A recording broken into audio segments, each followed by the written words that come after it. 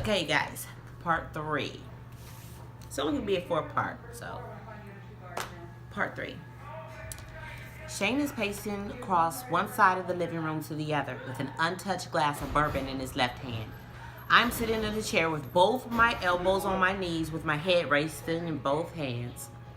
Tamara is on the edge of her seat, mouth open as we listen to Rico recount everything he knew. Yes, I said Rico. He had used Tamara for a reference when he was job hunting, and they started hanging out after that. Tamara mentioned to him what was going on, and he said he had to come tonight. We listened to Rico tell us how Mo bragged about being the reason I was let go from the job at the call center where I worked before opening my own company. She told him during a meeting while I was away on a cruise, the very cruise I met Shane. Mo sat in the meeting with our supervisor and mentioned how she sat behind me and could see everything I did on my computer, and that I let my work pile up all day and then got rid of it before I left work in the evening. I was shocked. I mean, how dare she when she didn't work all day but did all her work while collecting overtime hours, but I never said anything. Like, how could she be so evil to say something to him? Shaking my head. Rico said when he told her that was some foul shit, Mo said, no.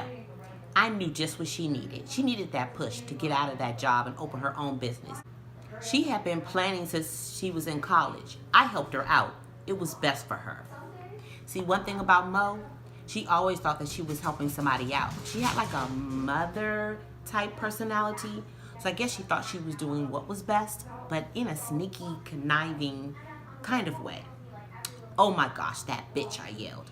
I heard rumors it was her who got me fired. I mean, even the supervisor mentioned her name to me. But again, I could not believe she would do something like that to me. Rico goes on to tell us how Mo knew about Quita working for the competitor and was the one signing off on her paperwork. He said he saw the paperwork when it came off the fax machine one day. He also knew Quita was planning on getting to Shane, but he wasn't sure of the details, just that she was supposed to get Shane to leave me. Now, this was beginning to sound like a Lifetime movie.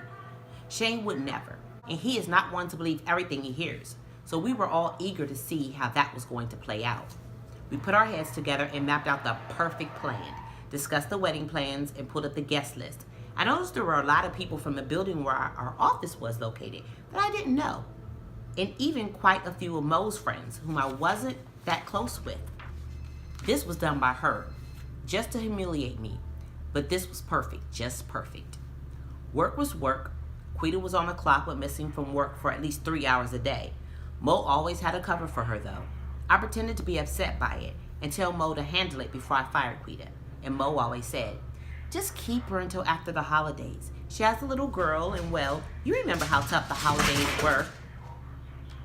That was my dog sliding across the kitchen floor. Pause. Just keep her until after the holidays. She has a little girl, and well, you remember how tough the holidays were when you were a single parent. Okay, whatever you say, Mo. Secretly, I knew where Quita was every time she left the office. Shane shared the news with me every evening over dinner. About a month ago, it all started. Here's his story. I'm at the bar. I always meet the fellas after work 2 days a week. Grab a glass of bourbon, smoke cigars, and shoot the shit. We haven't been sitting long when Devin notices a chick walking our way. First he nudges Chester, who nudges Ted, which is why I turn to the direction they are looking, and there she is, the girl in the picture you showed me. She has on a tight pair of see-through leggings and a crop top buttoned under her breast. Excuse me, she says to me. Can I help you? Well, you took my parking space, so you can at least get a girl a drink, cowboy. Sure, and what will the young lady be drinking? Move over, fellas, let the lady have a seat. Hey, Shane, what are you doing? Let me holler at you a minute. Shane walks off with Devin and fills him in and makes him swear not to tell anyone. Devin said he would be the witness and record as much as he can, just to be sure Quita couldn't flip the script. He said he knew how chicks like her were. Shane and Quita started meeting up for nice intimate lunches. There was a lot of hand holding and arms draped over her shoulder. Shane was sure that Quita thought she was running the show. When all in all, this southern fella was wooing Quita and wooing her good. Shane and Devin and I laughed while discussing the dates as we watched the videos and listened to the recordings. I was going to work trying to look as depressed as possible. Mo kept asking me if I was okay, but I wouldn't give her any details. About 3 weeks before the wedding, I came into the office in tears. Mo rushed to my side. Now remember, she loves drama. She hasn't been in a relationship in years and doesn't have the most exciting life outside of work and her children. So any drama really excites her, probably in more ways than one. Landa, what's wrong? Let's talk. Is it Shane? What did he do? What happened? As I sit in the chair in my office, I tell her I think Shane was cheating on me and I wasn't sure what to do. Maybe I should call off the wedding. No. No. You guys are just having a rough time and I know you guys love each other. Try talking to him. Everything will be okay, trust me. The wedding is going to be amazing and it will be full of people who love you.